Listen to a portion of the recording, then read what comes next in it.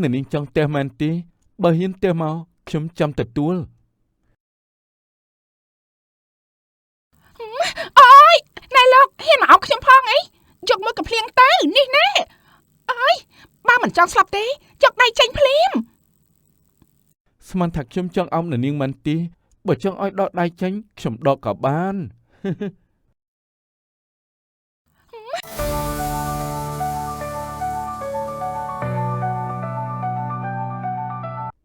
សូមជូនរឿងស្រីឆ្នះសម្បូរស្នេហ៍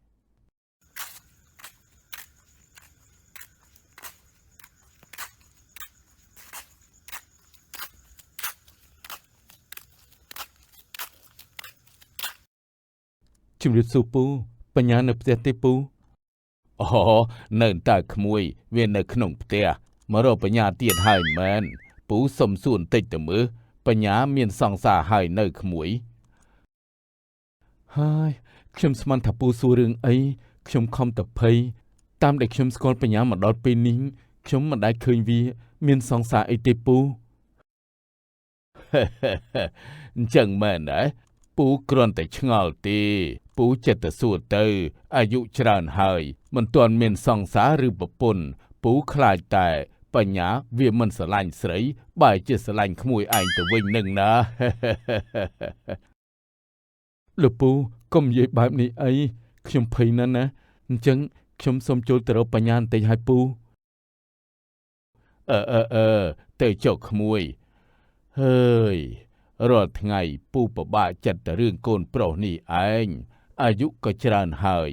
ប្រាប់ឲ្យរកប្រពន្ធវាថាមិនទាន់ចង់យកហើយពូខ្លាចតែវានឹងមិនស្រឡាញ់ស្រីបែរជាស្រឡាញ់ប្រុសដូចគ្នាវិញបើអញ្ចឹងមែនណាពូចប់ត្មងដាច់ពូជអាលីងហើយ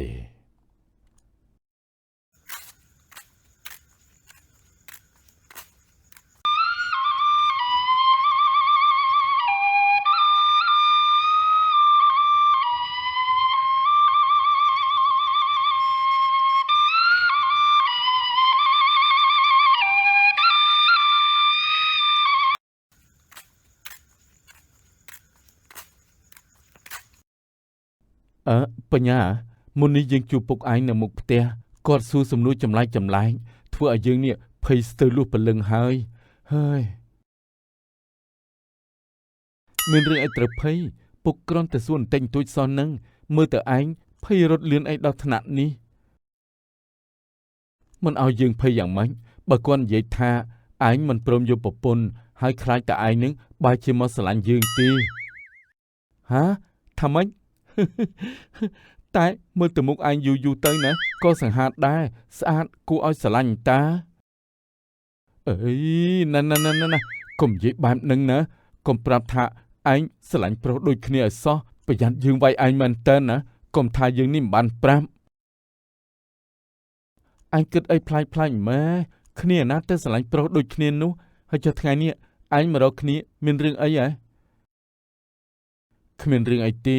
យើងគ្រាន់តែចង់បបួលឯងទៅលេងផ្ទះមីងយើងម្ដងទីនោះមានទេសភាពស្អាតណាស់បើឯងបានឃើញណាធានាថាមិនចង់ត្រឡប់មកផ្ទះវិញទេអញ្ចឹងក៏បានស្អែកឯងយករទេះគោមកយកគ្នាផង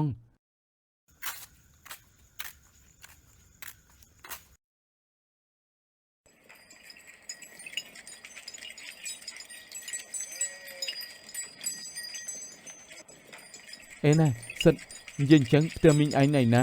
ហេតុអីក៏ឆ្ងាញ់ម្លេះជិះរទេះគោយូរហើយនៅមិនទាន់ដល់ទៀតអង្គុយឡើងឈឺខ្លួនអស់ហើយនេះហើយឯងនេះរអ៊ូច្រើនណាស់ផ្ទះគាត់នៅខាងមុខនេះដល់ហើយចង់មកលេងខ្លួនឯងដល់ពេលនាំមកវិញរអ៊ូមិនឈប់ចុះទៅនេះផ្ទះគាត់ហើយ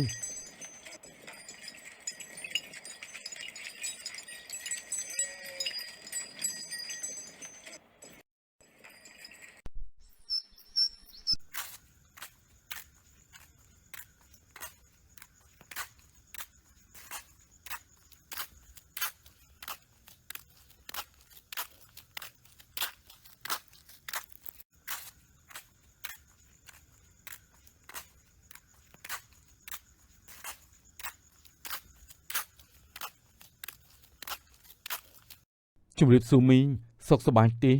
នេះជាមិត្តរបស់ខ្ញុំណែអញមិនជំរាបសួរមីងគ្នាទេអី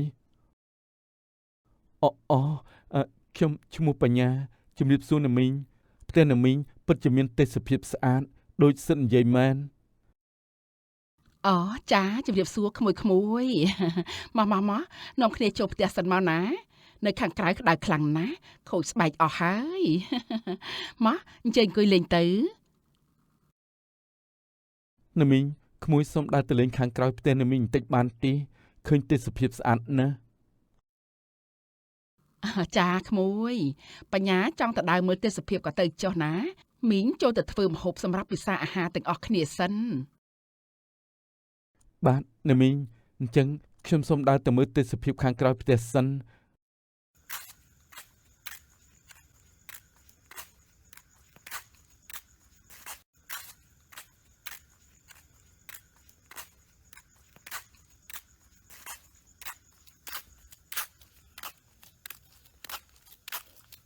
ផ្ទះមីងរបស់សិនពិតជាមានទេសភាពស្រស់ស្អាតមែនហើយយ៉ាកំពុងតែមើលទេសភាពស្អាតផងស្រាប់តែគោពស់ឃ្លានបាយអីឯណាហើយ អូបាយផ្លែស្វាយមួយសិនទំនងឆ្ងាញ់ណាស់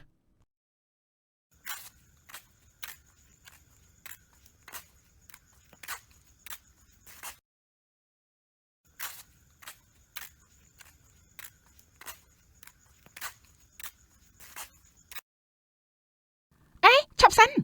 អ្នកឯងជាអ្នកណាជុំយៈហ៊ានមកផ្ទះខ្ញុំហើយហ៊ានលួចបេះផ្លែឈើរបស់ខ្ញុំទៀតអូហូយណានាងស្រែកធ្វើឲ្យខ្ញុំលុះព្រលឹងអស់ហើយនេះហូយខំទៅភ័យណានាងនិយាយធម្មតាបានទេចាំបាច់ស្រែកធ្វើអីខ្ញុំភ័យចង់លុះព្រលឹងអស់ហើយនេះនៅមានមុខថាឲ្យខ្ញុំវិញទៀតហ៊ានចោលផ្ទះគេហើយលួចបេះផ្លែឈើរបស់គេហូបទៀតលោកឯងពិតជាហ៊ានមែនអូអ្នកនាងមើលទៅមុខមាត់ស្អាតណាស់ប៉ុន្តែទាស់តែកាច់ឆ្នាំបន្តិចលោកឯងជាអ្នកណាហ៊ានម្លេះចូលផ្ទះគេមិនសមម្ចាស់ផ្ទះហើយនៅនិយាយឡើយទៀតបញ្ចាត់ផ្ទះបាច់មកឥឡូវហើយអ្នកនាងចង់ផ្ទះមែនទេបើហ៊ានផ្ទះមកខ្ញុំចាំទទួលអូយណែលោកហ៊ានមកអោបខ្ញុំផងអីយកមើលកំភ្លៀងទៅនេះណែអើយបើមិនចង់ស្លាប់ទេយកដៃចេញភ្លាមស្មានថាខ្ញុំចង់អោបអ្នកនាងមែនទេបើចង់ឲ្យដកដៃចេញខ្ញុំដកក៏បានអូយយាយកូនកាកើតអីបានជាដួលឡាកូនក្រោកឡើងមកកូនអូយចាស់ម៉ែកូនខឹងលោកម្នាក់នោះហើយគាត់តាក់ជើងកូនឲ្យរត់ដួលតែមិនអីទេម៉ែមិនដឹងជាគាត់ជាអ្នកណាទេហ៊ានមកបេះផ្លែឈើដែលកូនដាំទៀតអូកូនអើយក្មួយបញ្ញាគឺជាមិត្តភក្តិរបស់សិទ្ធបងឯងទេក្មួយមកលេងផ្ទះយើងជាមួយសិទ្ធនោះណាអូហូមនុស្សអីមានដៃមានជើងមុខមាត់ក៏ស្អាតបាត់ដែរតែចូលផ្ទះគេហើយបេះរបស់គេទៀតអន់ចរិតមែនបានហើយកូនសុទ្ធតែគ្នាឯងទេកុំកាចពេកកូនស្រីម្ដាយកាចពេកប្រយ័ត្នគ្មានអ្នកណាហ៊ានយកធ្វើប្រពន្ធណាមកទៅផ្ទះហូបបាយទាំងអស់គ្នាទៅ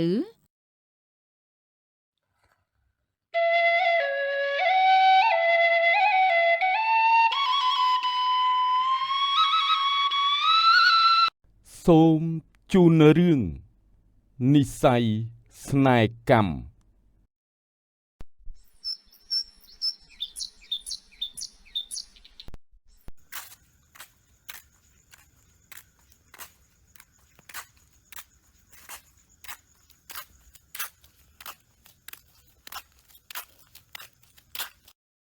ណែអាជប់ឯងមានឃើញអ្នកប្រុសឯងទេហ៎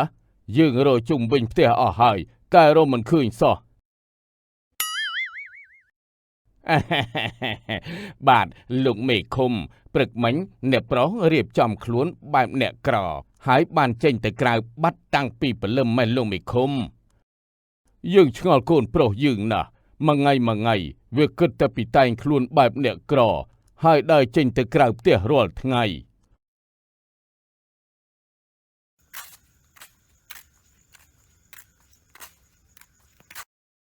ពុកកូនត្រឡប់មកវិញហើយពុក កូនលឺសូរតែពុករអ៊ូរឿងអីទៅពុកហើយ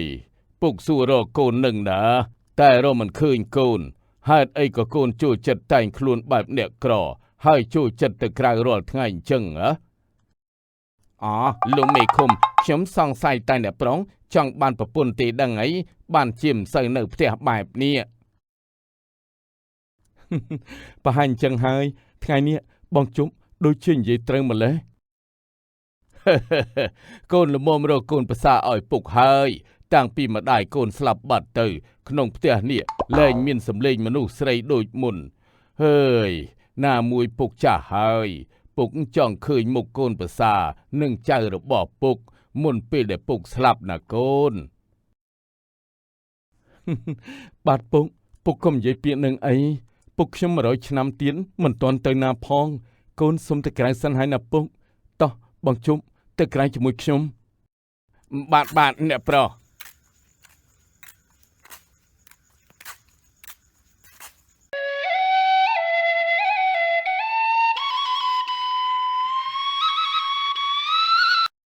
អ្នកប្រុសអាចជប់សុំសួររឿងមួយដោយស្មោះណាតែកុំខឹងបើសិនជាអ្នកប្រុសខឹងក៏ខឹងចោះតែកុំកាត់ប្រាក់ខែជប់ទៅបានហើយបងចង់សួររឿងអីសួរមកចុះតែបើសួរច្រើនពេកប្រយ័ត្នខ្ញុំកាត់ប្រាក់ខែមែនណា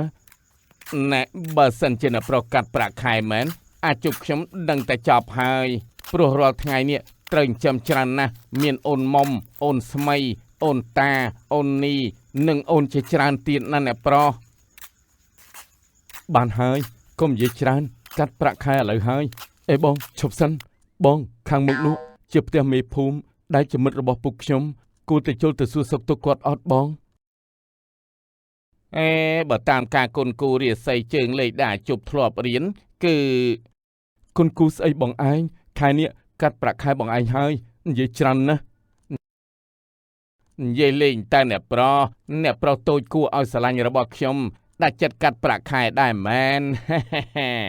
ចូលលេងតិចសិនទៅអញ្ចឹងអ្នកប្រុសតោះបងទៅផ្ទះគាត់សួរសុខទុក្ខគាត់បន្តិចទៅខ្ញុំក៏ខានមកផ្ទះគាត់យូរហើយដែរតោះ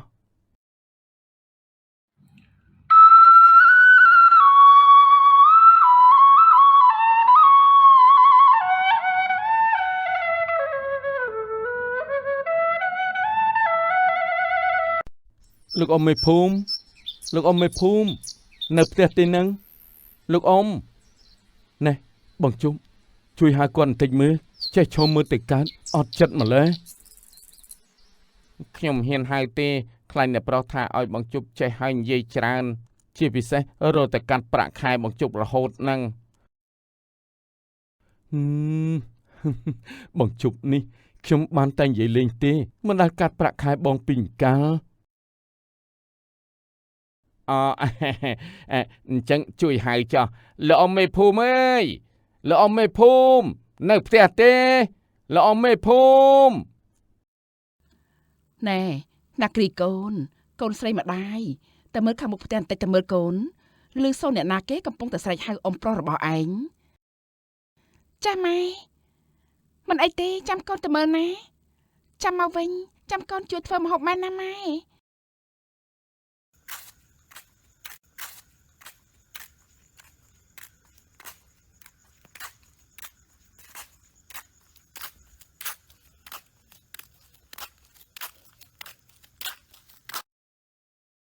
សួស្ដី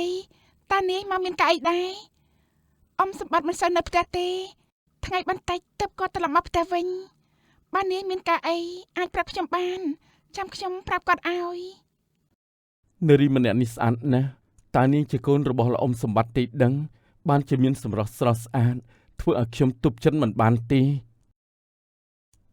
អ្នកប្រុសគិតអីហ្នឹងមិនក៏ឃើញស្រីស្អាតភ្លឹកអញ្ចឹងហើយលឺប្អូនស្រីហៅទេនឹងអ្នកប្រុសអូលឺតាបងជុំបាទអ្នកនាងខ្ញុំដើរកាត់ផ្ទះអ៊ំសម្បត្តិហើយចង់ឆ្លៀតចូលមកលេងសួរសុខទុក្ខគាត់បន្តិចចាតែគាត់មិននៅផ្ទះទេនាយថ្ងៃបន្តិចទើបគាត់ត្រឡប់មកវិញ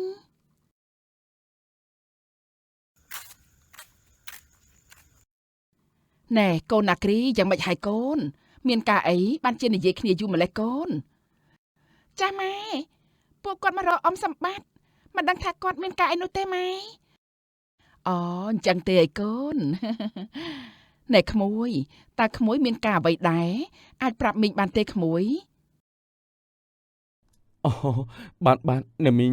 ក្មួយបានដើរកាត់ផ្ទះលោកអ៊ំសម្បត្តិហើយក៏ចូលមកលេងសួរសុខទុក្ខគាត់គ្មានអីសំខាន់ទេមីង អូក្មួយទាំងពីរមកលេងបងសម្បត្តិមែនទេម៉ោះចូលមកក្នុងផ្ទះសម្រាប់សិនទៅក្មួយថ្ងៃបន្តិចគាត់មកវិញហើយ បាទអ្នកមីងអញ្ចឹងខ្ញុំសុំសម្រាប់សិនហើយមកពីចម្ងាយរៀងហត់ដែរ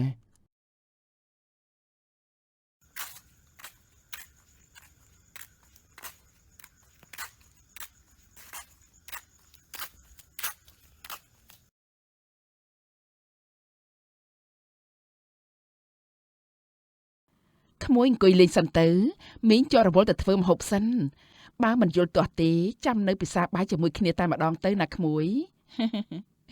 បាទអ្នកមីងអញ្ចឹងខ្ញុំសុំរំខានអ្នកមីងសុំបាយផ្ទះអ្នកមីងមកពេលហើយ មិនអីទេក្មួយចូលមកក្នុងផ្ទះសិនមកណែកូនទៅយកទឹកមកឲ្យក្មួយផឹកផងណាអញ្ចឹងមីងទៅធ្វើម្ហូបសិនហើយក្មួយអង្គុយលេងចុះណា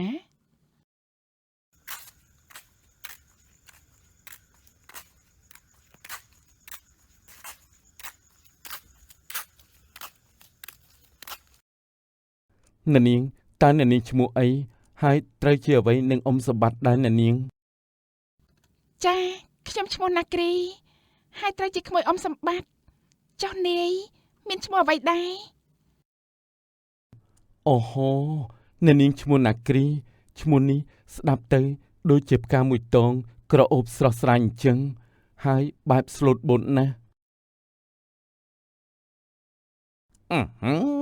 ដឹងស្អីទេណាប្រុសគ្រាន់តែឃើញសម្រស់របស់ប្អូនណាគ្រីភ្លាមចេះនិយាយបែបកំណាព្យអីណាណាគ្រីបងឈ្មោះជប់ជាប្រុសសង្ហាប្រចាំភូមិនេះ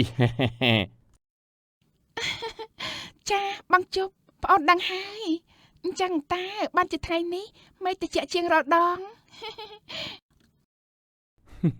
ដឹងស្អីទេបងជប់នេះណាគ្រីមានបានសួរឈ្មោះបងឯណាសិតតែប្រុសសង្ហាប្រចាំភូមិតែគ្មានសក់ដូចគេផងនឹង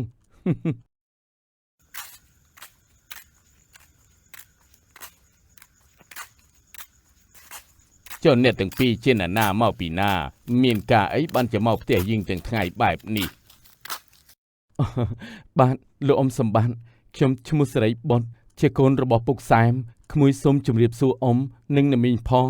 លោកទាំងពីរសុខសប្បាយដែរទេអូហូក្មួយជាកូនអាសែមមែនទេហើយយ៉ាក្មួយសេរីបុតឥឡូវនេះធំពេញវ័យទៅពេញរូបពេញរាងសង្ហាដល់ហើយនេះ អូ មីងសុខសប្បាយទេក្មួយសេរីបុតពេលធំពេញរូបពេញរាងស្អាតខ្លាំងណាស់សមនឹងកូនមីងដល់ហើយ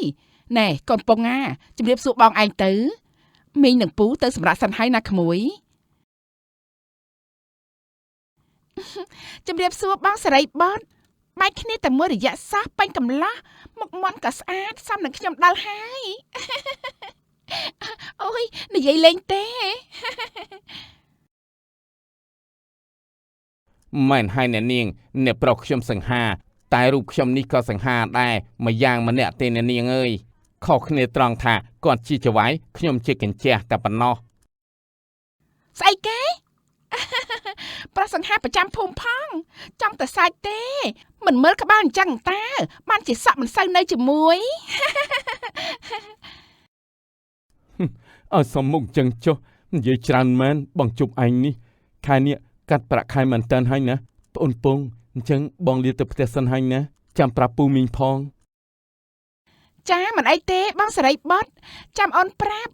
អាយ៉ាច្រឡំមាត់ចាំប្អូនប្រាប់គាត់ឲ្យណាបងចុះអ្នកប្រុសមិនសម្រាប់ឲ្យចាំហូបបាយជាមួយពូមីងទេនៅហូបបាយមួយពេលសិនទៅអ្នកប្រុស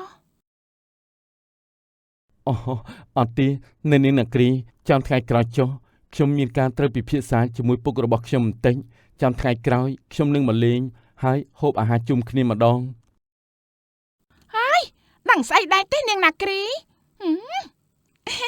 មិនអីទេបងបត់ចាំអូនប្រាប់ម៉ែពុកឲ្យណាបង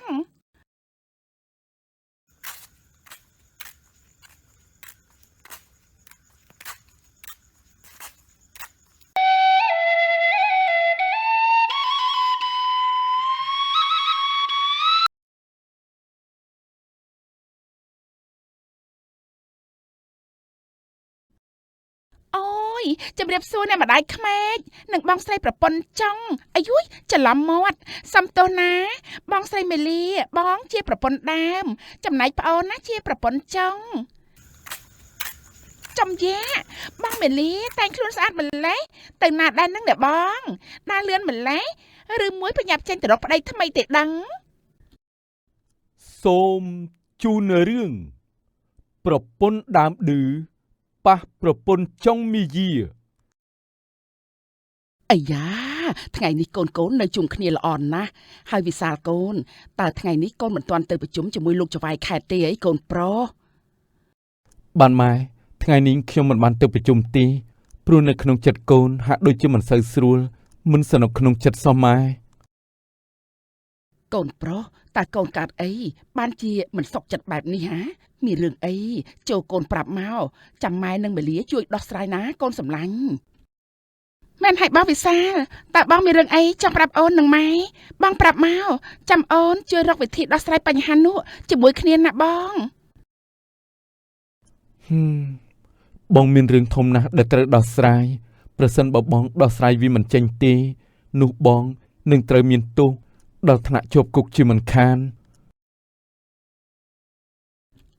ស្អីគេកូនតើមានរឿងអីបានជាធ្ងន់ធ្ងរដល់ថ្នាក់មានទោសជាប់គុកបែបនេះហា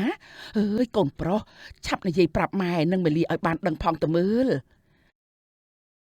មែនហើយបងវិសាលប្រាប់អូននឹងម៉ែមកតើបងមានរឿងអីឲ្យប្រកាសបានជាត្រូវជាប់គុកប្រាប់ម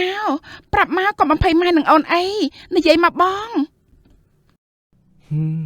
ពេលដែលបងនិយាយប្រាប់សង្ឃឹមថាមីលីហើយនឹងម៉ែនឹងមិនខឹងហើយយល់ព្រមជួយបងទៅចុះគឺបងជ្រុលជ្រួសជាមួយកូនស្រីគេបាត់ទៅហើយ ថាម៉េចហេតុអីបានជាបងហ៊ានធ្វើបែបនេះបងវិសាលម៉ែជួយគិតទៅមើលតើមិនឲ្យខ្ញុំខឹងយ៉ាងម៉េចបើខ្ញុំមិនមែនជាចិត្តព្រះផងហ្នឹងអើយកូនវិសាលហេតុអីបានជាកូនធ្វើបែបនេះដាក់មីលីហ៎គេជាកូនស្រីល្អចេះជួយទុកធរៈនិងស្រឡាញ់ម៉ែកូនមិនគួរធ្វើបែបនេះទាល់តែសោះហើយវិសាលពីមុនបងប្រាប់ថាស្រឡាញ់តែខ្ញុំម្នាក់ហេតុអីឥឡូវនេះលួចលាក់មានស្រីទៀតខ្ញុំមិនសុខចិត្តទេខ្ញុំទៅសិនហើយ មីលីដើរចេញទាំងកំហឹងរួចក៏ទៅពួននៅក្បែរមាត់ទ្វារផ្ទះដើម្បីលួចស្ដាប់ថាតើប្តីនិងម្ដាយក្មេកនិយាយអ្វីបន្តទៀតកូនក៏មិនចង់ធ្វើបែបនេះដែរតែធ្វើម៉េចបើកូនជ្រុលជ្រួសទៅហើយនោះកូនអាណិតមីលីនណាតែរឿងវាហួសអត់ទៅហើយណាម៉ែ កូនហើយចុះកូនទៅជ្រុលជ្រួសជាមួយនឹងកូនចៅអ្នកណាគេទៅដល់ថ្នាក់កូនជាមេភូមិទៅហើយរឿងប៉ុណ្ណេះដោះស្រាយវាមិនចេញដែរអី កូនក៏មិនទាន់ច្បាស់ដែរម៉ែតែលឺសូត្រថានាងជាកូនលោកចវាយខណ្ឌណាម៉ែ នាងជាកូនលោកចវាយខេត្តមែនទេ បើអញ្ចឹងរឹតតែល្អហើយកូនបើនាងជាកូនចវាយខេត្តមែនណាវាជារឿងមហាសំណាងសម្រាប់គ្រួសារយើងហើយ មិនបានជាម៉ែនិយាយថាជារឿងល្អទៅវិញកូនមិនយល់សោះនេះតើម៉ែមានបំណងអីបានជាថាជារឿងល្អនោះ ខ្ញុំស្រឡាញ់គ្រួសារនេះដូចគ្រួសាររបស់ខ្ញុំអញ្ចឹងក្រុមម្ដាយក្មេកដោយម្ដាយរបស់ខ្ញុំបង្កើតមិននឹកស្មានថាគាត់មានចិត្តអាក្រក់បែបនេះសោះ ចុះកូនចង់យកនាងមកថ្ងៃណាដែរម៉ែចង់ជួបនាងខ្លាំងណាស់ហើយចុះនាងមានឈ្មោះអ្វីដែរកូនសម្លាញ់ នាងឈ្មោះហងចុះត្រូវដោះស្រាយជាមួយមីលីតាមរបៀបណាទៅម៉ែកូនមិនដឹងថាត្រូវនិយាយបែបណាជាមួយនាងទេ មិនអីទេកូនប្រុសចាំម៉ែទៅនិយាយជាមួយនឹងមេលាដោយផ្ទាល់កូនកុំអារម្មណ៍អីម៉ែមិនជឿថាមេលាសុកចិត្តឲ្យកូនជាប់គុកនោះទេ បើម៉ែមិនយល់ទាស់ទេអញ្ចឹងស្អែកកូននឹងនាំនាងមកផ្ទះឲ្យបានជួបម៉ែតែម្ដង ណែមេលាកូនម្ដាយកូនសម្រាប់ឲ្យនៅនឹង តើម៉ែអាចចូលក្នុងតិចបានទេចាម៉ែកូនមិនទាន់សម្រាប់ទេតើម៉ែមានការអីចង់និយាយជាមួយកូនមែនទេអញ្ជើញចូលមកម៉ែ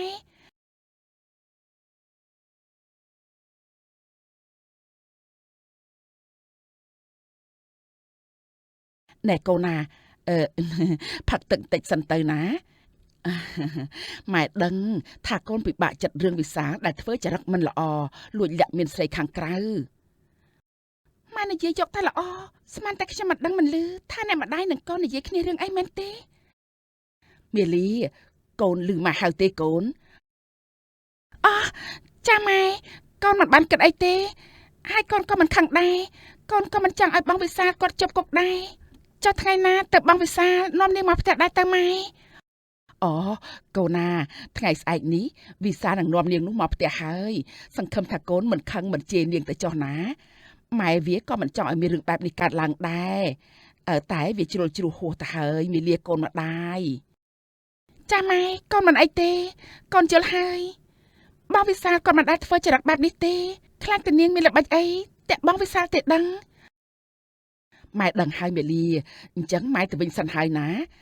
កូនសម្រាប់ទៅថ្ងៃស្អែកចាំទទួលនាងជាមួយម៉ែណាកូនស្រីចាម៉ែស្អែកកូននឹងចាំទទួលប្អូនស្រីជាមួយម៉ែកូនមិនខឹងមិនថាអីទេម៉ែមិនបាច់បារម្ភឡើយ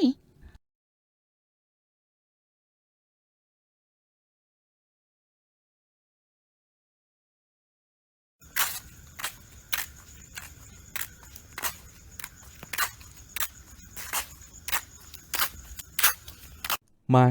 នេះអូនហងនេះជាណាម៉ែហើយនាងគឺមីលាជាប្រពន្ធបងជំរាបសួរម៉ែនិងមីលាផងតើអូនអូយជំរាបសួរអ្នកម្ដាយក្មេកនិងបងស្រីប្រពន្ធចង់អាយុយច្រឡំមាត់សំទោសណាបងស្រីមេលីបងជាប្រពន្ធដើមចំណែកប្អូនណាជាប្រពន្ធចង់ចាប្អូនហងមុខមាត់សម្រស់ស្រស់ស្អាតតាហើយល្បីថាជាកូនចៅហ្វាយខេតទៀតតែចរិតរៀងអន់បន្តិចដែលមកដណ្ដើមប្តីរបស់គេចាបងមេលីប្អូនណាមានអន់ឯណាណែមុខប្អូនក៏ស្អាតសាច់ក៏សរាងក៏ស្អាតប្រុសណាមិនស្រឡាញ់មានតែមនុស្សឈួតទេបើងាកមើលបងស្រីវិញមើលពីក្បាលដល់ចុងជើងគឺមិនស័ក្តិសមនឹងបងវិសាលសោះបានហើយអ្នកអាសៅនាំអូនហងទៅសម្រាប់សិនទៅហើយរៀបចំរទេះសេះផងយើងត្រូវចេញទៅក្រៅបាទលោកម្ចាស់តោះប្អូនហងមកតាមបងមកចាំបងនាំទៅសម្រាប់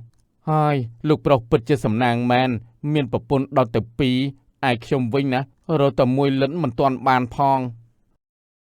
បងសៅមើលខ្លួនឯងផងសក់មិនសមនឹងក្បាលមិនសមនឹងសក់ស្រីណាគេយកបងឯងទៅហ៎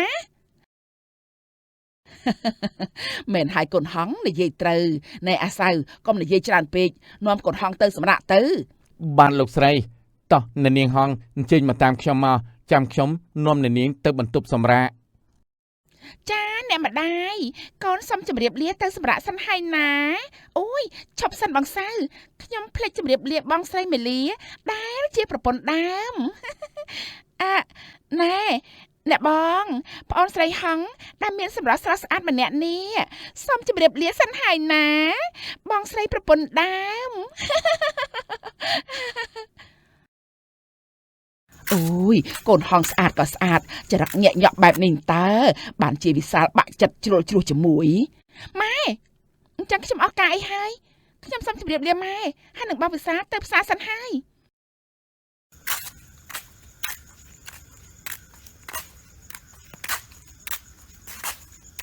ណែវិសាលកូនពិតជាប្រកែកខ្លាំងណាស់ដែលចេះតាក់ទងកូនចៅហ្វាយខេតបានមិនងាយទេណាកូន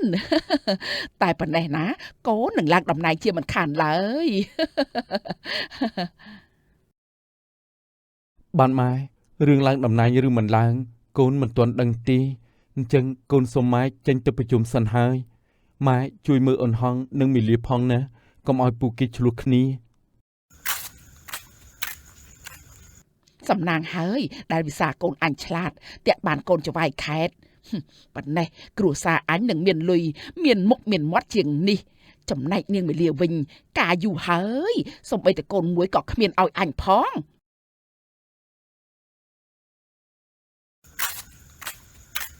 ចំយ៉ាបងមេលីតែងខ្លួនស្អាតម្លេះទៅណាដែរនឹងអ្នកបងដើរលឿនម្លេះឬមួយប្រញាប់ចេញទៅរកប្តីថ្មីទេដឹង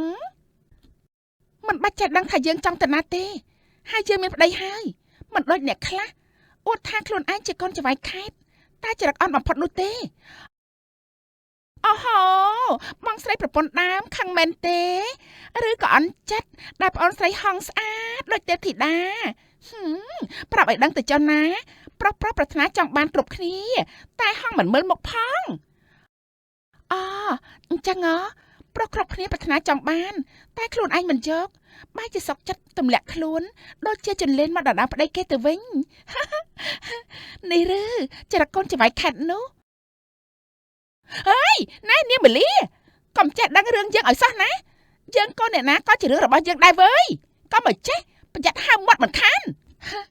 ឃើញយើងស្លូតមិនមាត់ស្មានតែយើងខ្លាចមែនទេចង់ដឹងសាក់មើលទៅប្រុសពេញនគរមិនយកបែរជាមកតង់ទៀមប្តីគេដូចឆ្លឹងអញ្ចឹង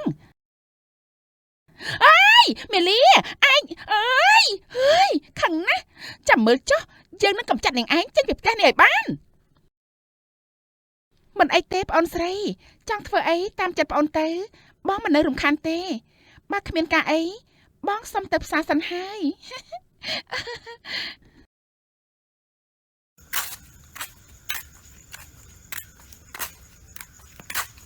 ណែបងសៅអូនហងថាខ្លួនជ្រុលជ្រួសជាមួយខ្ញុំកាលពីថ្ងៃជួបជុំជាមួយលោកមេឃុំប៉ុន្តែខ្ញុំដូចជាមិនបានធ្វើអីលើនាងទាល់តែសោះខ្ញុំក៏មិនដឹងដែរហើយមកសួរខ្ញុំឲ្យខ្ញុំឆ្លើយបែបណាពេលមានទុកទៅមករកខ្ញុំពិភាក្សាតែពេលសោយសុករឿងស្នេហ៍លួចលាក់មិនដែលឃើញហៅអាសៅមកពិភាក្សាម្ដងណាទេបងសៅខ្ញុំមិនដែលខិលខូចម្ដងណាឡើយអញ្ចឹងហើយបានជាខ្ញុំឆ្ងល់ថ្ងៃនោះខ្ញុំផឹកស្វឹងខ្លាំងពេករួចក៏ជួបអូនហងបន្ទាប់មកខ្ញុំក៏លែងដឹងខ្លួនតែម្ដងបើលោកមិនដឹងរឿងបែបនេះខ្ញុំក៏មិនដឹងនិយាយយ៉ាងម៉េចដែរព្រោះប្អូនហងក៏ស្អាតចំណែកឯអ្នកនាងមីលាក៏ល្អអាសៅខ្ញុំនេះសុំទាល់តម្រេះហើយយីនោះលោកមេភូមិនឹងអាសៅតាតែវាកំពុងតែសង្ស័យថាហងមិនជាកូនចៅខេតទៅមើលទៅសភាពការមិនសូវស្រួលទេខ្លាចតែបែកការវីវហើយអើយនៅផ្ទះទេបងមានរឿងសំខាន់ចង់ប្រាប់បន្តិច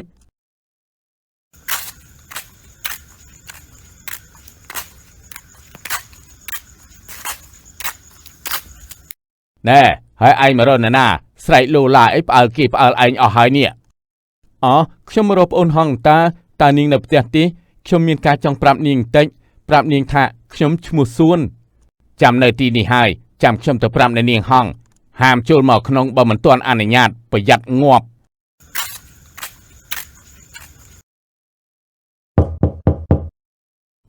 អ្នកនាងហងមានបរិះម្នាក់មករកអ្នកនាងគេថាមានរឿងចង់ប្រាប់គេឈ្មោះសួនថាម៉េចបងសួនណែមានកាយមករកយើងតែកណ្ដាលថ្ងៃចេះកាលពីថ្ងៃមុនខ្ញុំទៅតែឲ្យលួចកាក់ទៅខ្លាញ់តើហើយមិនអីទេឯងទៅធ្វើការវិញចុះហើយឲ្យគាត់ចូលមកខ្ញុំចាំជួបនៅក្នុងផ្ទះបានអ្នកនាងចាំខ្ញុំទៅប្រាប់គេឲ្យ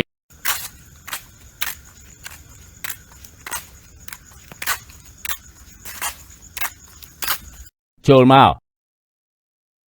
អ្នកនាងហងនៅខាងក្នុងឯងចូលទៅចុះតែហាមមានដៃមានជើងណាប្រយ័ត្នចេញមកវិញមិនរស់ដឹងហើយខ្ញុំមិនណាតែហ៊ានប៉ះពាល់របស់មេភូមិចាំមើលចុះឲ្យឯងលុយបន្តិចសិនទៅពេលគម្រោងការរបស់យើងជោគជ័យណាឯងនឹងដឹងខ្លួនហើយណែបងសួនបងឯងមករកខ្ញុំមានការអីលេងមករកដល់ផ្ទះបែបនេះចង់ឲ្យងាប់ទាំងអស់គ្នាឬយ៉ាងម៉េចទៅបងមកពីបងនឹកអូនហងពេកនឹងណាឲ្យបងសុំអោបមួយមកបងនឹកអូនណាដឹងស្អីបងឯងទេចុះថាមានការអីចង់ប្រាប់ខ្ញុំនោះបងភ្លេចឲ្យឈឹងបើអូនមិនសួរបងប្រហែលជាភ្លេចបាត់ទៅហើយបងឃើញមេភូមិនឹងអាសៅវាកំពុងនិយាយគ្នាតិចលោពួកវាកំពុងសង្ស័យពួកយើងទៅបញ្ញាប់ធ្វើល្បិចដេញវេលាចេញទៅបងទៅវិញហើយ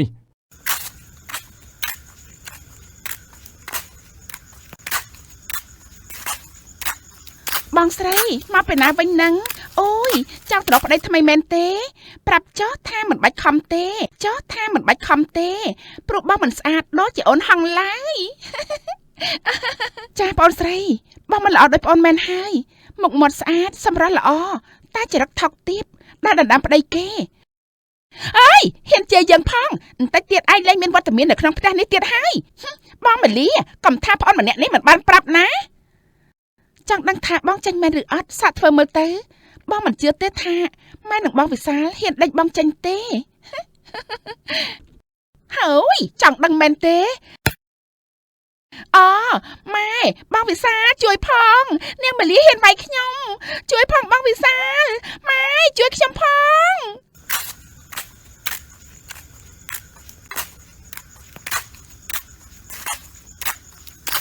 មាលីមិនបានជាកូនវាយកូនហងបែបនេះហ៎មានរឿងអីនិយាយគ្នាទៅចាំបាច់ប្រើអំពើហិង្សាធ្វើអីមាលីហ៎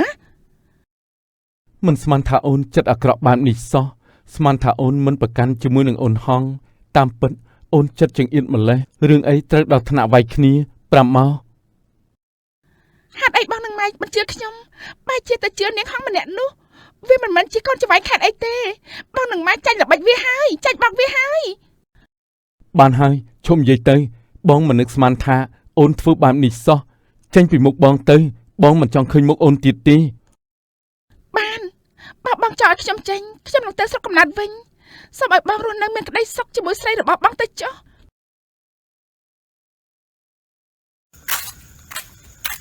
អូនទៅសម្រាប់ចុះអូនហងកុំបារម្ភអីមាលាចេញពីផ្ទះហើយបងទៅធ្វើការសិនហើយណាម៉ែទៅដែរលាហើយម៉ែចង់ទៅលេងបៀក៏និយាយមកមិនអីទេម៉ែទៅចុះខ្ញុំទៅសម្រាប់សិនហើយអូនហងបងមកទៀតហើយបើកទ្វារបន្តិចមកអូនបងសួនមកធ្វើអីទៀតហើយចូលក្នុងបន្ទប់សិនមកមានអ្នកណាឃើញទេហ្នឹងហ៎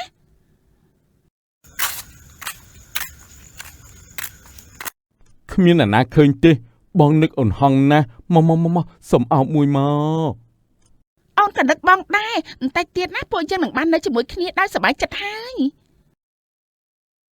មិនហើយអូនសម្លាញ់គម្រោងការយើងជិតជោគជ័យហើយ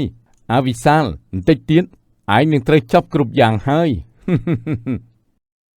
អូយសំលេងអ្នកណាគេចេញពីក្នុងបន្ទប់កូនហងដូចជាមិនដែលឮសោះទៅសួរនាំសិនអេឯងជាអ្នកណាហ៊ានចូលក្នុងផ្ទះរបស់យើងហ៎បើយាយឯងដឹងហើយកុំឲ្យបែកការឲ្យសោះនៅស្ងៀមទៅបើមិនចង់ងាប់ទេផឹកថ្នាំនេះទៅដាក់ថ្នាំឲ្យយាយកញ្ចាស់នេះដេកទៅតាមពិតមិនទាន់ចង់ធ្វើបាបទេតែមកពេលយាយឯងលួចមកផ្ទះលឿនពេកបងតែយើងត្រូវធ្វើយ៉ាងម៉េចបន្តទៀតមិនបាច់ភ័យទេរងចាំបងរៀបចំខ្លួនធ្វើជាគ្រូប៉ែនសិនអូនទៅក្រៅសិនទៅពេលដែលឃើញអវិសាលមកប្រាប់វាថាម៉ែវាឈឺបន្ទាប់មកទុកឲ្យបងជាអ្នកចាត់ការ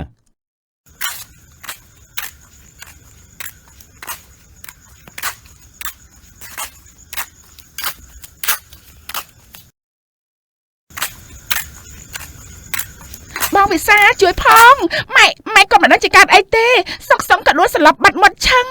លោកគ្រូពេទ្យកំពុងតែពិនិត្យហើយហ៎ម៉ែកើតអី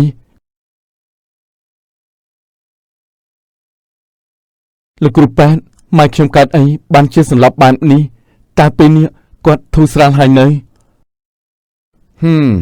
សូមទៅលោកមេភូមិខ្ញុំខំជួយគាត់អស់ពីសមត្ថភាពហើយឥឡូវនេះលោកមេភូមិបញ្ញាប់ទៅភូមិខាងកើតសួររកគ្រូធឿនទៅប្រហែលជាអាចមានសង្ឃឹមខ្លះអញ្ចឹងមិនអីទេអូនហងនៅមើលផ្ទះចុះណាបងនាំម៉ែទៅរកគ្រូធឿនសិនខ្ញុំមិនឲ្យម៉ែមានរឿងអីកើតឡើងទេ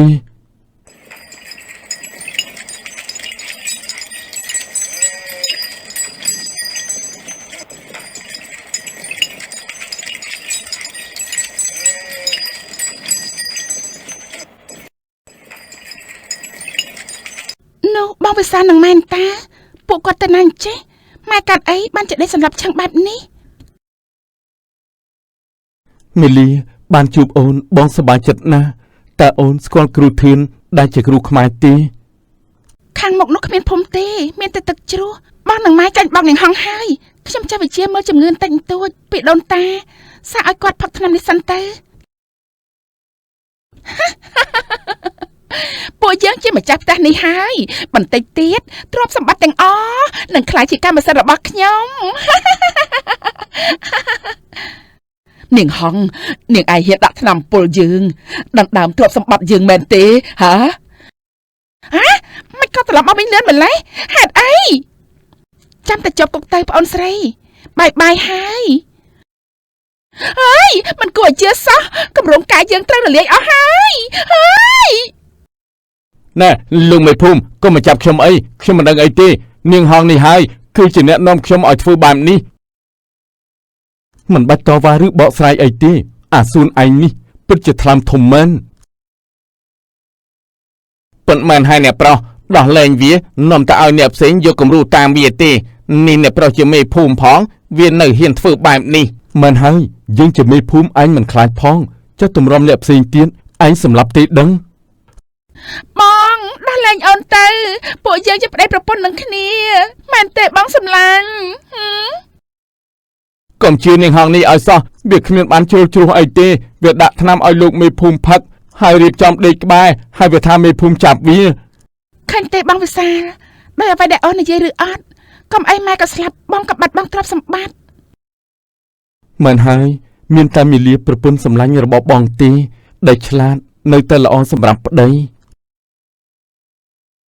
ប្រសិនបើមានខុសឆ្គងត្រង់ចំណុចណាសូមមេត្តាខន្តីអភ័យទោសដល់យើងខ្ញុំផងសូមអរគុណសម្រាប់ការគាំទ្រ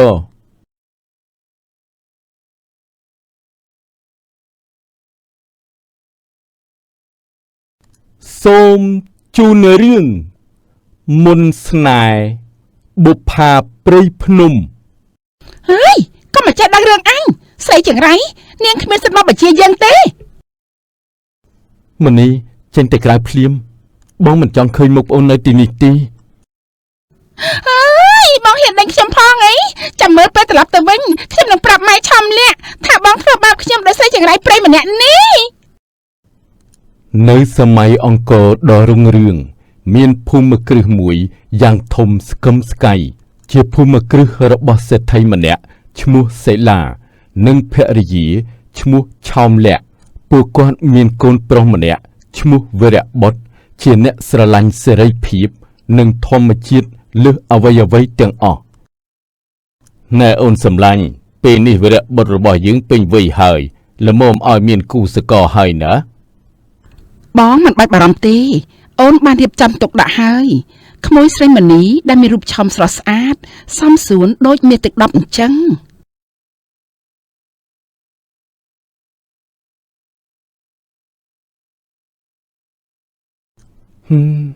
កូនសូមអភ័យទោសកូនបានលឺរាល់ពាក្យពេចន៍ដែលពុកម៉ែនិយាយគ្នាមិញនេះហើយប៉ុន្តែកូនមិនទាន់ចង់រៀបការទេហេតុអីកូនមនីជាក្មួយរបស់ម៉ែបើបានរៀបការជាមួយនាងមែនកាន់តែល្អកុំឲ្យបែកទ្រព្យទៅក្រៅណាកូនសម្រងគ្រាន់តែជាសម្បកក្រៅទេមនីឆ្នះឆ្នើមនិងកោងកាច់ណាស់កូនស្រឡាញ់នាងត្រឹមតែជាប្អូនស្រីប៉ុណ្ណោះពេលនោះមនីដើរចូលមកទាំងក្រអឺតក្រទមហើយបានសួរទៅវរៈបុត្រថាបងវរៈបុត្របងថាអ្នកណាឆ្នះមកពីបងឯងចូលចិត្តតែព្រៃបែបមនុស្សព្រៃនឹងបានជាមើលមិនឃើញពីតម្លៃខ្ញុំព្រៃឈើផ្ដល់ភាពស្ងប់សុខឲ្យបងចំណែកឯប្អូនមនីវិញនាំមកតែភាពក្តៅក្រហាយដល់អ្នកជុំវិញខ្លួនបងមកងាយខ្ញុំពេកហើយបើបងថាព្រៃល្អខ្លាំងណាស់ខ្ញុំនឹងតាមបងទៅមើលឲ្យស្គាល់តើវិសេសវិសាលដល់កម្រិតណាទៅបើប្អូនហ៊ានបងនឹងឲ្យប្អូនសាឡបងរស់នៅក្នុងព្រៃជាមួយបង3ថ្ងៃបើប្អូនទ្រាំបានបងនឹងរៀបការជាមួយប្អូនភ្លាមម៉ែលាក់នឹងពុកសេឡាធ្វើជាសាកសីខ្ញុំផងខ្ញុំនឹងធ្វើឲ្យបងវរៈបុត្រឃើញថាខ្ញុំខ្លាំងជាងអ្វីដែលបងគិតព្រឹកព្រលឹមថ្ងៃបន្ទាប់វរៈបុត្រនិងមនីបានធ្វើដំណើរឆ្ពោះទៅកាន់ព្រៃភ្នំដល់ដាច់ស្រយាល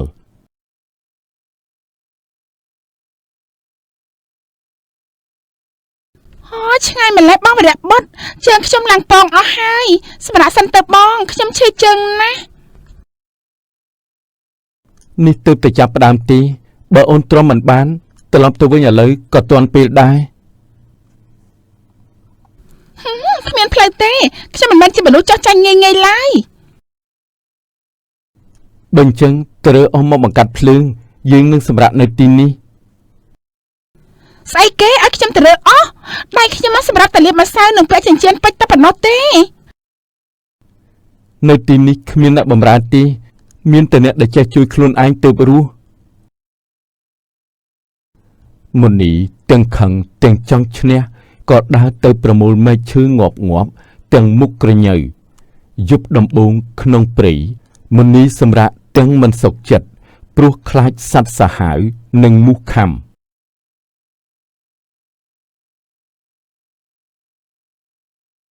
ប្អូនត្រូវចេះសង្កេតនិងស្ដាប់សំឡេងធម្មជាតិប្អូននឹងដឹងថាវាមិនគួរឲ្យខ្លាចទេ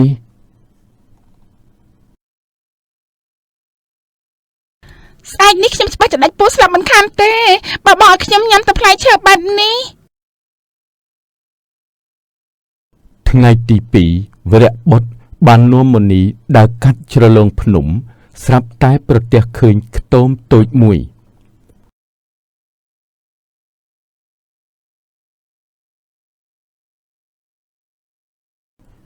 មើលចុះប្អូនមុនី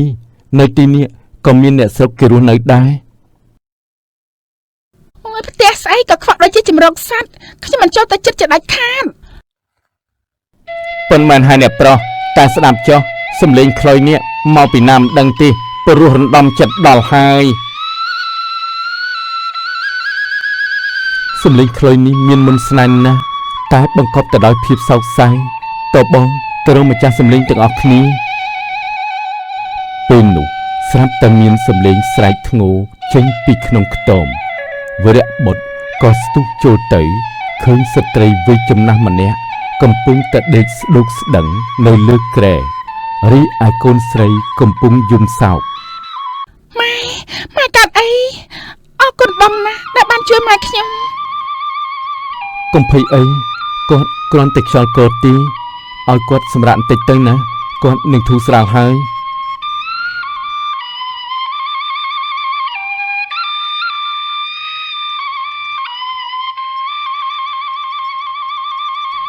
បងវរៈបុត្រហេតុអីបងមកប៉ះពាល់មនុស្សស្រែចម្ការក៏ខ្វក់បែបនេះ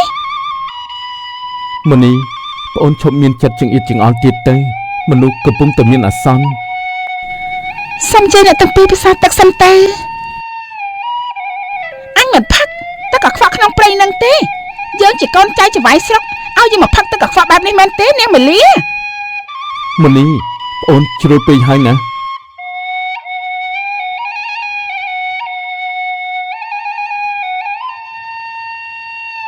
ខ្ញុំសុំទោសដែលគ្មានទឹកល្អជាងនេះជូនអ្នកនាង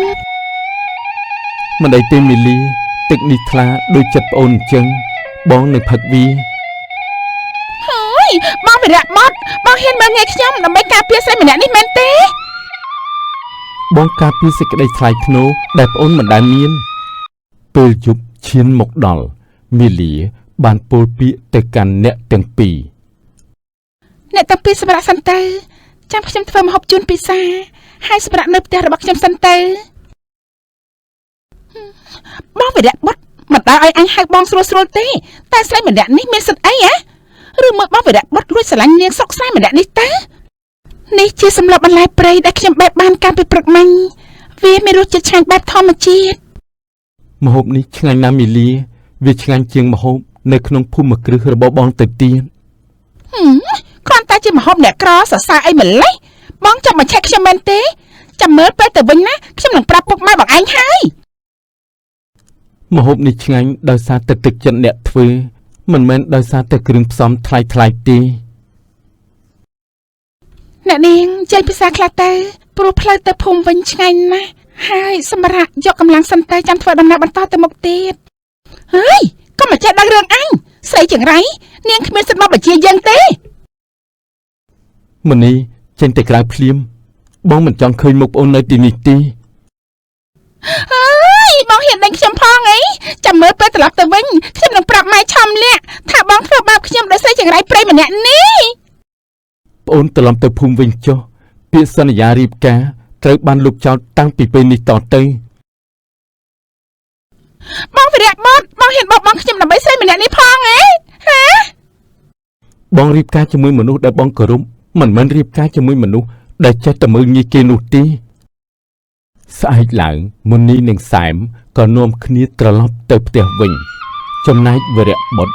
នៅបង្អង់មិនទាន់ទៅវិញឡើយមីលីបងសុំទៅជំនួសប្អូនស្រីបងផងណានាងជាកូនអ្នកមានអញ្ចឹងមុនីមិនយល់ពីអ្វីដែលហៅថាសាមញ្ញបែបធម្មជាតិទេមិនអីទេបងខ្ញុំគ្រាន់តែខ្លាចមនីគិតឬក៏យល់ច្រឡំលើខ្ញុំតែប៉ុណ្ណោះណាមីងនិងមីលីខ្ញុំសូមការអនុញ្ញាតមើលថែអ្នកទាំងពីរបានទេលោកក្មួយជាអ្នកមានបុណ្យស័ក្តិពួកយើងក្រីក្រណាស់មិនសមនឹងលោកក្មួយទេសេចក្តីល្អមិនអាស្រ័យទៅលើទ្រព្យសម្បត្តិទេណាមីងហើយខ្ញុំបានលងស្នេហ៍មីលីតាំងពីថ្ងៃដំបូងម្លេះអរគុណបងវរៈបុត្រដែលបងគោរពស្រឡាញ់ខ្ញុំមិនរើសអើងខ្ញុំកូនអ្នកព្រៃភ្នំដូចជាខ្ញុំបងវរៈបុត្រខ្ញុំនឹងតាមបងគ្រប់ទីកន្លែងបងជាមនុស្សល្អណាស់វរៈបុត្របាននាំមីលីនិងម្ដាយទៅកាន់ភូមិគ្រឹះវិញហើយរៀបរាប់ការពិតប្រាប់សេដ្ឋីសេឡានិងអ្នកម្ដាយឆោមលាក់កូនចង់រៀបការជាមួយស្រីកំសត់ម្នាក់នេះមែនទេបានម៉ែនាងជាអ្នកសង្គ្រោះបេះដូងកូនឲ្យស្គាល់នៃសេចក្តីស្រឡាញ់បើកូនមើលឃើញសេចក្តីល្អរបស់នាងពុកក៏មិនជំទាស់ដែរ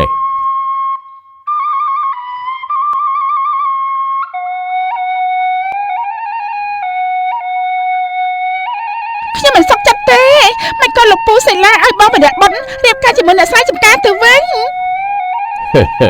ក្មួយជាអ្នកនិយាយដោយផ្ទាល់ថាបើក្មួយធ្វើតាមការសន្យាមិនបានក្មួយសុខចិត្តឲ្យវរៈបុត្រទៅយកអ្នកណាក៏បានតាមចិត្តគេមិនចឹងអីមិនឲ្យក្មួយស្រីក្មួយជាអ្នកសន្យាខ្លួនឯងម្យ៉ាងទៀតបើការជាមួយអ្នកគ្មានក្តីសុខក៏គ្មានន័យដែរព្រោះវរៈបុត្រមិនបានស្រឡាញ់ក្មួយផងបានមិនអីទេខ្ញុំនឹងធ្វើតាមការសន្យារបស់ខ្ញុំនឹងមិនមកខំបងវរៈបុត្រទៀតទេបើមិនមែនជាកូននឹងគ្នាខ្ញុំលាសិនហើយមិននៅរំខានអ្នកទាំងអស់គ្នាទៀតទេ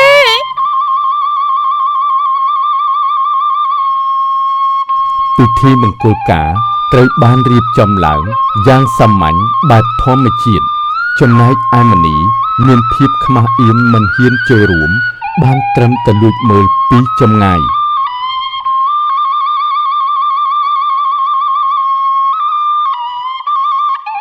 បើខ្ញុំមិនឆ្នះខ្ញុំមិនប្រអំណាចមើងងាយគេម្ល៉េះក្នុងរោងការនេះជារូបខ្ញុំហើយមីលីបងសន្យាថានឹងមើលថែអូននិងម្ដាយរបស់អូនឲ្យល្អបំផុតវរៈបុត្រនិងមីលីបានរស់នៅជាមួយគ្នាយ៉ាងមានសុភមង្គលនិងតែងតែនាំគ្នាទៅសួរសុខទុក្ខព្រៃឈើដែលជាកន្លែងផ្ដើមស្នេហ៍ជារៀងរាល់ឆ្នាំ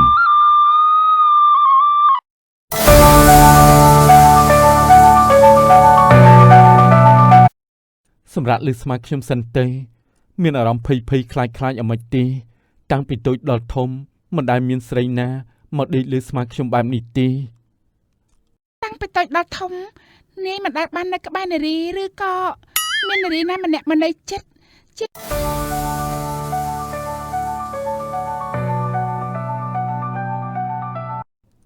រឿងបំណុលផ្ដើមស្នេហ៍កូនស្រីពុកមកណែបន្តិចមកកូនពុកមានការចង់ប្រាប់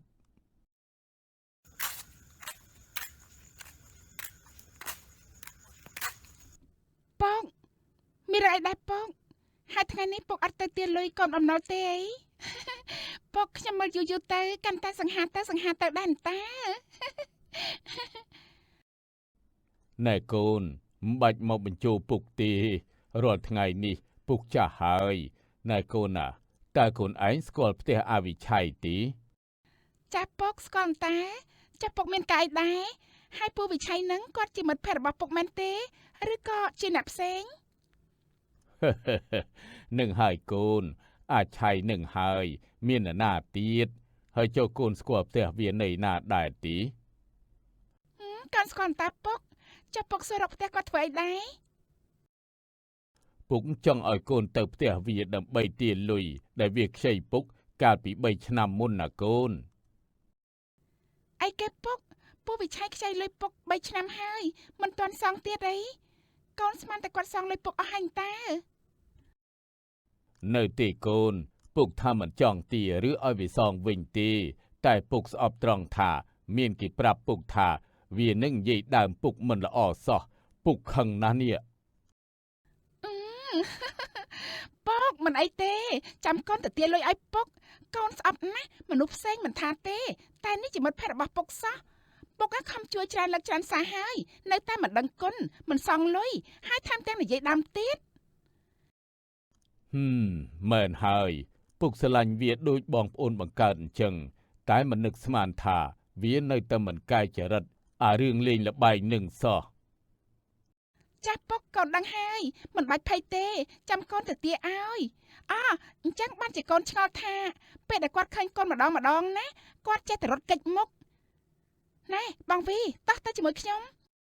ចាអ្នកនាងអាចចុះថ្ងៃនេះមិនទៅផ្សារទេអីអ្នកនាង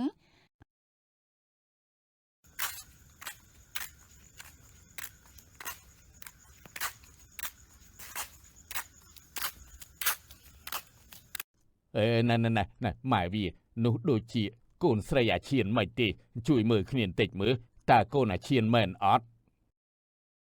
ឯណាពុកវីអាយយណែពុកវីកូនអាឈាននឹងហើយថាមិនមែនកូនអាឈានទៀតមែនទេអូយពុកវីអើយធ្វើម៉េចទៅតិចកូនវាមកទាបំណុលពីយើងទៅពុកវី មិនបាច់ភ័យទេម៉ែវាធ្វើខ្លួនធម្មតាទៅកុំភ័យកុំខ្លាចអីធ្វើឲ្យធម្មតាទៅបានហើយ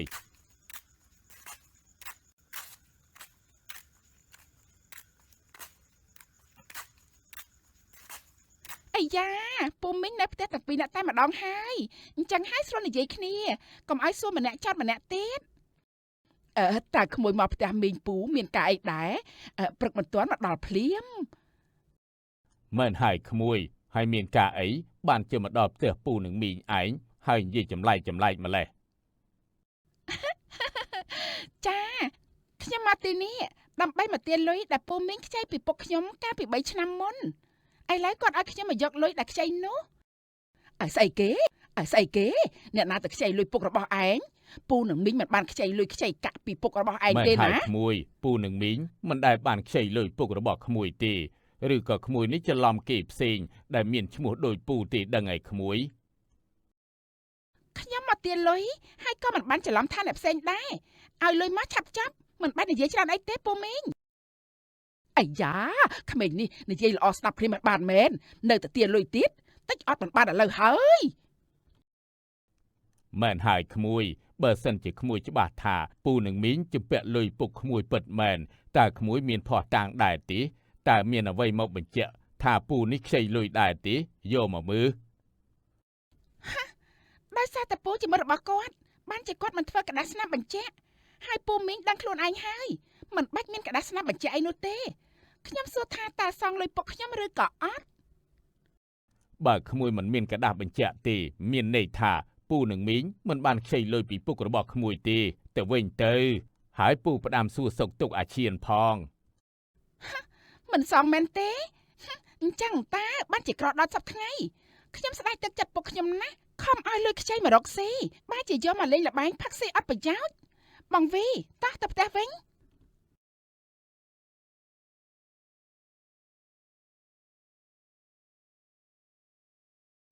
មែនហើយពុកវីបានធូរមួយកម្រិតហើយខ្ញុំខឹងណាស់បងវីអើយមនុស្សអីគួរឲ្យស្អប់ណាស់និយាយមិនគោរពពាក្យសម្ដីខ្លួនឯងសោះខឹងណាស់មែនហើយអ្នកនាងមនុស្សអីណែមានគេខំជួយហើយណាមិនខំរកស៊ីសងគុណគេទេបែរជាយកលុយកាក់ដែលគេជួយនេះយកទៅលេងល្បែងទៅវិញ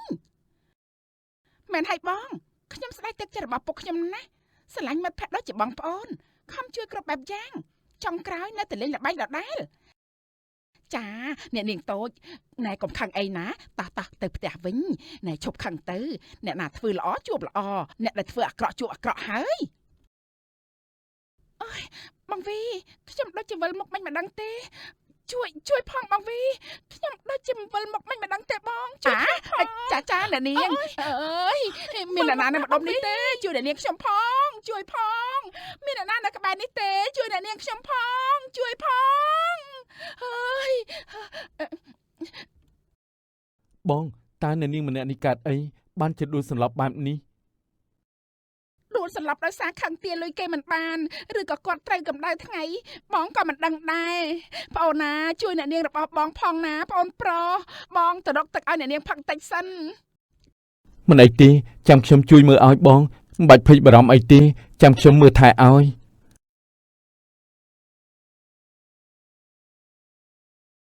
ចា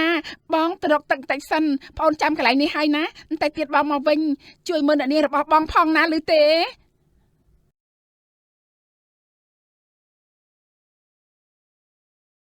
សម្រាប់លើស្មាខ្ញុំសិនទេមានអារម្មណ៍ភ័យខ្លាចអ្ហ្មិចទេតាំងពីតូចដល់ធំមិនដែលមានស្រីណាមកដេកលើស្មាខ្ញុំបែបនេះទេ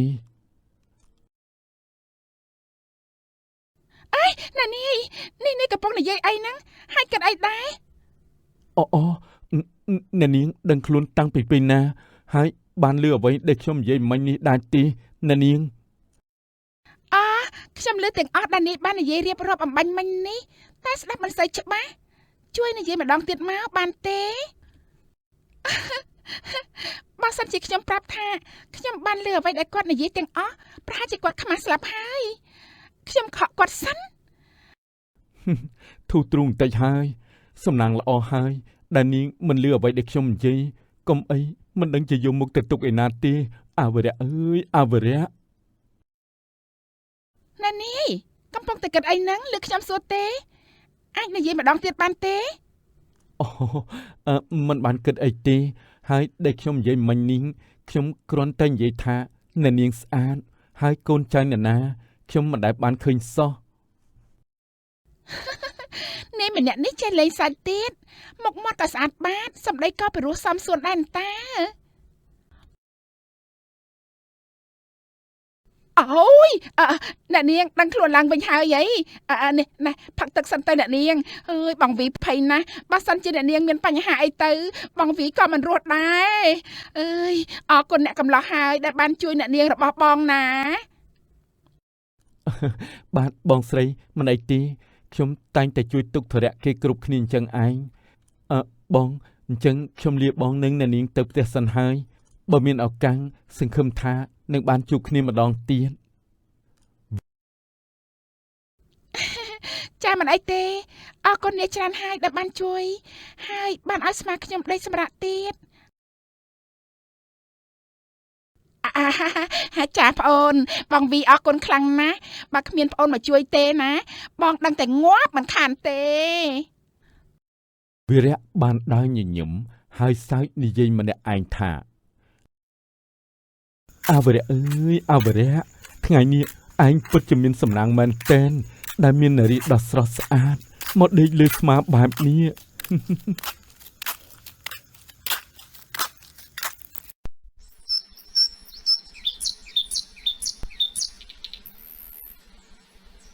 តោះបងវីនាំខ្ញុំទៅផ្ទះវិញ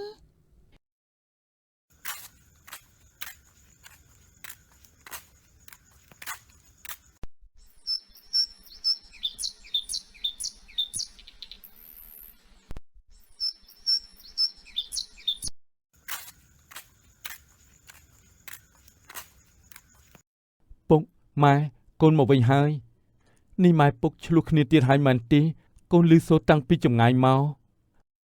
កពីម៉ែកូនឯងទេជាអ្នកមករករឿងពុកមុនកំហុសទាំងពីរអ្នកដល់ពេលចាញ់ចោតតែពុកម្នាក់ឯងដូចវាមិនសម អីណែអាតាកាចាស់ក៏មកចោតអញឲ្យសោះណាវើយអញប្រាប់ឲ្យចាក់តូចតែអាកាចាស់ឯងក្បាលរឹងទៅចាក់អាធំដល់ពេលមេស៊ីអស់ណាមកចោតអញយាយ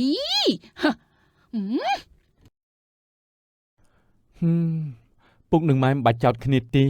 គឺខុសទាំងពីរអ្នកនឹងឯងខ្លួនចាស់ហើយមិនទៅវត្តរកធម៌អាអីទេបែរជានាំគ្នាលេងតែល្បែងហើយឆ្លោះគ្នាទៀត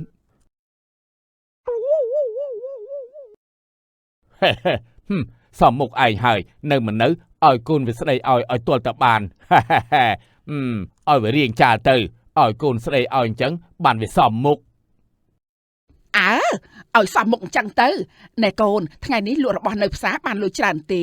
ឲ្យលុយម៉ែមកណាម៉ែរត់ទៅស្រង់ដើមវិញហ៎អី មិនហើយកូនមានលុយឲ្យពុកម៉ែអស់មកចាំពុកយកទៅស្រង់ទាំងដើមទាំងការមកវិញទាំងអស់តែម្ដងណាកូនសំឡាញ់ហើយថ្ងៃនេះកូនលក់បានតែ 50000 រៀលទេទុកយកទៅទិញបន្លែនិងត្រីមកធ្វើម្ហូបមិនបាច់ទុកទេឲ្យលុយមកពុកទាំងអស់មកចាំពុកទាំងម៉ែឯងយកទៅស្រង់យកទាំងដើមទាំងការមកវិញទាំងអស់ដល់ពេលនោះមិនខ្វះលុយទិញម្ហូបទេកូន អឺមែនហើយឪវីពិតជានិយាយត្រូវចិត្តខ្ញុំណាឲ្យលុយមកកូនចាំម៉ែលេងឈ្នះណាម៉ែទិញសាច់មាន់យកមកឲ្យកូនញ៉ាំឲ្យឆ្ងាញ់មាត់ម្ដងអឺណែលុយតែខ្ញុំមិនដែលឃើញនរណាលេងល្បែងឲ្យមាននោះទេឃើញតែអ្នកលេងល្បែងលក់ផ្ទះលក់ដីឬក៏មានសម្ពាធផ្លូវចិត្តរហូតសម្លាប់ខ្លួនទៀត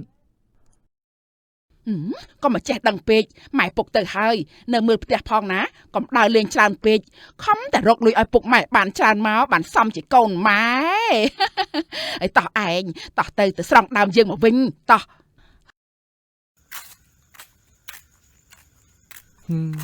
ពុកនឹងម៉ែហេតុអីបានជាគាត់ចូលចិត្តលេងល្បែងម្លេះរាល់ថ្ងៃខ្ញុំពិបាកចិត្តណាស់មិនដឹងថានិយាយបែបណា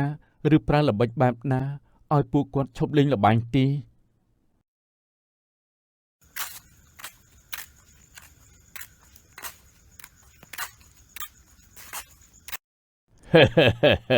មិនហើយកូនស្រីពុកទៅផ្ទះអាឆៃតាំងពីព្រឹកដល់ថ្ងៃតើកូនទាលុយពីវាបានទេកូនហើយកូនខឹងណាស់ពុកពេលកូនទៅទាលុយណាគាត់មិនអោយហើយថែមទាំងនិយាយតបមកកូនវិញថាពួកគាត់មិនបានចម្ពាក់លុយពុកទេ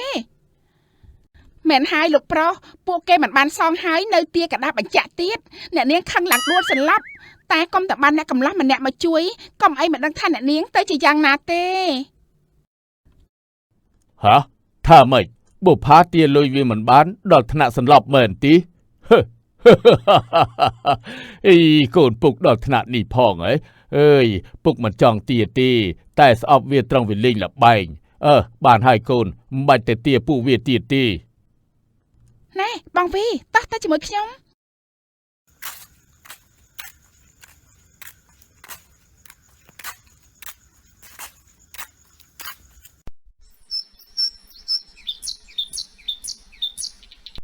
មុខនារីម្នាក់នោះដូចជានារីម្នាក់ដែលខ្ញុំជួយឲ្យផ្អែកលើស្មាខ្ញុំកាលពីថ្ងៃមុនម្លេះរត់ទៅសួរសុខទុក្ខនាងតិចសិន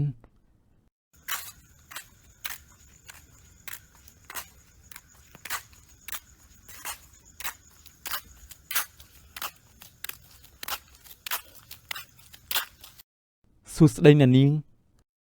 ចាអរគុណហើយដែលបានជួយខ្ញុំកាលពី3ថ្ងៃមុន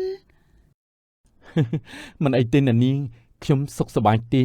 ហើយចុះណានាងជាកូនចៅនរណាគេដែរខ្ញុំនៅម្ដុំនេះតែមិនដែលឃើញណានាងសោះខ្ញុំនៅឆ្ងាយពីទីនេះខ្ញុំមានរឿងមួយចង់ប្រាប់តាំងពីថ្ងៃមុនដែលនាងជួយខ្ញុំតែខ្ញុំមិនទាន់បានប្រាប់ចង់ដឹងដែរទេចង់ដឹងរឿងអីដែរណានាងនិយាយប្រាប់ខ្ញុំមកគឺខ្ញុំបានឮសូននាងនិយាយថាតាំងពីតូចដល់ធំនាងមិនដែលបាននៅក្បែរនារីឬក៏មាននារីណាម្នាក់មកនៅចិត្តជាពិសេសដេកផ្អែកលើស្មានាងទេណានាងឮហេតុអីក៏ណានាងប្រាប់ខ្ញុំថាណានាងមិនបានឮខ្ញុំនិយាយអីទេអូយអាវរៈអើយខ្មាស់គេណាមកពីមិនចង់ឲ្យនាងខ្មាស់ខ្ញុំនឹងបងវីនឹងហើយបានជាខ្ញុំកុហកអ្នកនាងខ្ញុំមានរឿងក្នុងចិត្តចង់និយាយប្រាប់ប៉ុន្តែខ្ញុំចិត្តតែខ្លាចនិយាយមកខ្ញុំដឹងថានាងចង់និយាយប្រាប់ខ្ញុំថាខ្ញុំមានសម្រស់ស្រស់ស្អាតកាយវិការល្អមុខមាត់ស្អាតត្រូវទេនាងបាទអ្នកនាងហេតុអីបានជាដឹងរឿងក្នុងចិត្តរបស់ខ្ញុំច្បាស់ម្ល៉េះអ្នកនាងអ្នកណាក៏ដោយឲ្យតែឃើញខ្ញុំគឺនិយាយតែបែបនេះរហូតហ្នឹងអូផ្លេចនិយាយមួយទៀតគឺខ ខ្ញុំស្រឡាញ់អ្នកនាងតែមិនហ៊ានសារភាពត្រូវអត់នាយហ៎ បានអ្នកនាងតែខ្ញុំដឹងថាវាមិនអាចទេ ចុះនាយមិនទាន់បានស្ដាប់សម្ដីខ្ញុំនិយាយផងអស់សង្ឃឹមបាត់ទៅហើយហ៎ ខ្ញុំក៏មានចិត្តស្រឡាញ់នាយដែរ នេះមានន័យថាអ្នកនាងក៏ស្រឡាញ់ខ្ញុំដែរតែមើលទៅអ្នកនាងមិនស័ក្តិសមនឹងខ្ញុំទេព្រោះពុកម៉ែខ្ញុំគាត់ចូលចិត្តលេងតែល្បែង កំប្រាប់ណាថាពូវិឆ័យនិងមីងឆាវីជាឪពុកម្ដាយរបស់នាយ បាទអ្នកនាងខ្ញុំជាកូនប្រុសតែម្នាក់របស់ពួកគាត់មិនដឹងថាធ្វើម៉េចទើបឲ្យពួកគាត់ឈប់លេងល្បែងបានទេគាត់ជាមិត្តភក្តិរបស់ពុកខ្ញុំហើយចំពាក់លុយពុកខ្ញុំទៀតចាំខ្ញុំទៅនិយាយជាមួយពុកតែបងត្រូវរកវិធីដោះស្រាយកុំឲ្យគាត់លេងល្បែងទៀតណា អ្នកទាំងពីរបានចែកផ្លូវគ្នារៀងខ្លួន ពុកកូនបានជួបនាយដែលជួយកូនហើយតែរូបកូននិងគាត់បានស្រឡាញ់គ្នាហើយពុក មិនអីទេបើកូនស្រឡាញ់ក្មេងម្នាក់នោះពុកមិនថាអីទេឲ្យតែចេះស្រឡាញ់គ្នាទៅណាកូនស្រី ហើយតែគាត់ជាកូនរបស់ពូវិឆ័យនិងមីងឆាវីណាពុកតែគាត់មិនចេះលេងល្បែងទេគាត់ល្អណាស់ បើសិនជាគេធ្វើឲ្យអាឆ័យវាឈប់លេងល្បែងបានពុកនឹងលើកកូនឲ្យវា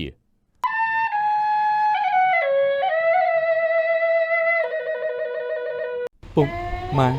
កូនសុំទោសមានតែធ្វើជាសម្លេងខ្មោចព្រាយទេដើម្បីឲ្យពុកម៉ែឈប់លេងល្បែង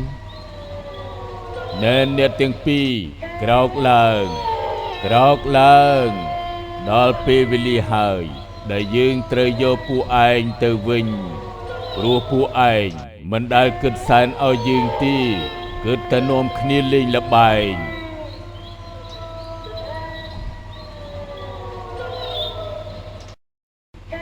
អើយពុកវាឮសំឡេងអីទេពុកវា ហើយឮសូរថាមានអ្នកតាខឹងនឹងពួកយើងដែលគិតតែពីលេងល្បែង ចាប់ពីស្អែកទៅបើពួកឯងនៅតែលេងល្បែងទៀតយើងនឹងមិនទុកជីវិតឲ្យពួកឯងទេយើងទៅហើយ ចាខ្ញុំឈប់លេងហើយចាប់ពីស្អែកនេះតទៅពួកខ្ញុំនឹងខំរកស៊ីឈប់លេងល្បែងហើយ មែនហើយពួកខ្ញុំឈប់លេងទៀតហើយកុំសម្លាប់ខ្ញុំអី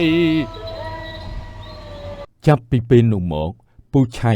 និងមីងឆាវីក៏លែងហ៊ានទៅលេងល្បែងមួយឆ្នាំក្រោយមកពួកគាត់ក៏មានលុយច្រើនហើយវីរៈនិងបុប្ផាក៏បានរៀបការជាមួយគ្នារស់នៅដោយមានសេចក្តីសុខ